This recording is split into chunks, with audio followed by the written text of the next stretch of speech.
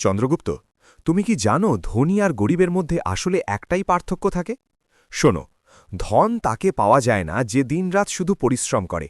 ধন তাকে পাওয়া যায় যে জানে অন্যদের দিয়ে কিভাবে পরিশ্রম করাতে হয়।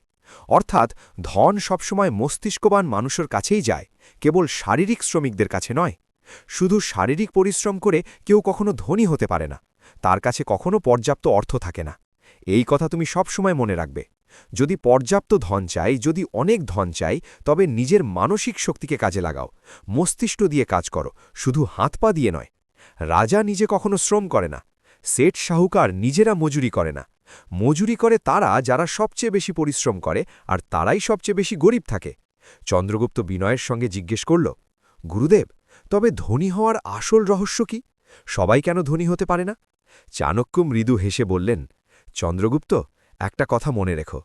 আজ যদি পৃথিবীর সব সম্পদ গরিবদের মধ্যে সমানভাবে ভাগ করে দেওয়া হয়, কয়েক বছর পরে আবার একই অবস্থা হবে। গরিব আবার গরিব হবে, ধনী আবার ধনী হবে। কেন? কারণ ধনী গরিব হওয়া অর্থের কারণে নয়, বুদ্ধির কারণে। যে নিজের বুদ্ধির ঘোড়া দৌড়ায় সে ধনী হতে দেরি করে না, আর যে বুদ্ধিকে ঘুম পাড়িয়ে রেখে শুধু শরীর দিয়ে কাজ করে সে সারা জীবন গরিবই থেকে যায়। ধন হল বুদ্ধির খেলা, শুধু পরিশ্রমের নয়।